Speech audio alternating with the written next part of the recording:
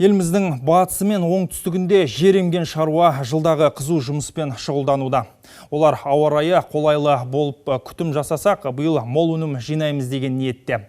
Арасында озық технологияны кеңінен қолданып, өнімділікті бірнеше есе арттырып отырған диқандар да жоқ емес. Мал өсіруге ден қойғандар да бар. Әріптесім Эльвира Тағайқызы әңгімелейді.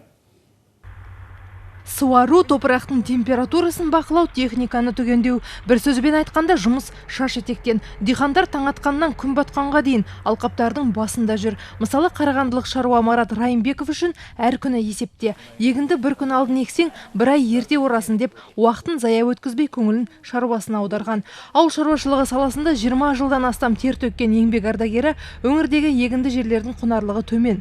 Оны қалыпқа келтіру үшін біраз жыл уақыт кетеді деп отыр. Мысалы, егін 2 жылда шығады, кейде 3-4 жыл шықпай қояды. Ал енді ол өнімін алмай неге олай жұмыс істеу керек? Сондықтан соны білдіру, соны алу үшін жаңағыдай 25 жылға беру деген ол қателік емес деп ойлаймын. Оны беруге болады. Бірақ жерді күту деген, жерге деген еңбегін сіңіру деген, жердің технологиясын сақтау деген ол бір басқа мәселе. Осыны жергілікті орындар, мекеме басшылары, халық өзі осыны тексеріп түгендеп отыру керек. Ал Аманжол Есқариев көзін ашқалы ауыл шаруашылығымен айналысып келеді. Қазір ол облыстағы ең ірі қожалықты басқарып отыр. Онда 2000 бас асыл тұқымды сиыр, 800 бас түйе және 500 бас жылқы бағылады. Оған қоса 46 000 гектар жері бар. Оның 2000-і егіс алқабы. Малшы, сауыншы, механизатор, диқан, мал дәрігері секілді 300-ге тарта маман еңбек етеді. Қазір барлығы жұмылып, алқап басында күндерін өткізуде.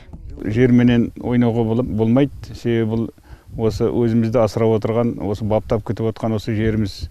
Әкем, шешем осы жерменен жұмыс жасады. Мен өзім осы ауыл шаруашылығы институтын бітіргеннен кейін осы жерде 50 жылға тарта қызмет жасап келе жатырмын. Қазір менің балам, қыздарым осы жерде өзімен бірге еңбек етіп жатыр. Сондықтан біз енді жердің қадірін білеміз деп ойлаймын. Жаңашылдығымен озық технологияны енгізуге деген ыждағаттылығымен оңтүстік қазақстандық шаруалар арасында Қайнар Абасовтың беделі жоғары. Өзі басқарып отырған агрокомпанияның 2000 гектарға жақын жері бар. Негізінен бидай егеді. Биыл да жұрттан қалмай ризығын сеуіп, алқапқа барынша қарауда. Өткен жылы Ресейден алып келген тұқымды сеуіп, енді бірер аптада шамамен гектарынан 30 центнерден өнім жинамақ. Жер нарығының бізде пайда болуы бүгінгі таңға жердің нағыз құнын шығарады деп ойлаймыз. Өйткені қанша дегенмен енді шаруалар енді ренжімесе де басқа алса да енді негізін айту керек, жер тегін келді.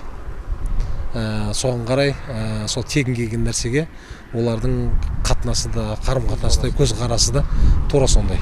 Еліміздегі шаруалардың дәл қазір артқа қарап не басқаға назар аударатын кез емес. Әрқайсысы қараса ғана берекесін беретін, егіндерін шығаруға барынша еңбек етуде. Жер оған ат үсті қарап, тоздырғанға емес, еңкейгенге ғана жемісін беретінін жақсы біледі олар. Эльвира Тағайқызы, аймақтағы тілшілердің көмегімен қорытынды жаңалықтар. Осы орайда айта кетейін, аймақтарда кол орталықтар іске қосылды. Қазір экрандарыңызда көріп тұрған нөмірлер бойынша өз қалаңыздағы операторға телефон шалып қажетті ақпаратты біле аласыз. Яғни, еліміздің кез келген өңірінің тұрғыны жер мәселесіне байланысты өзін толғандырған сұрақтарына нақты жауап ала алады.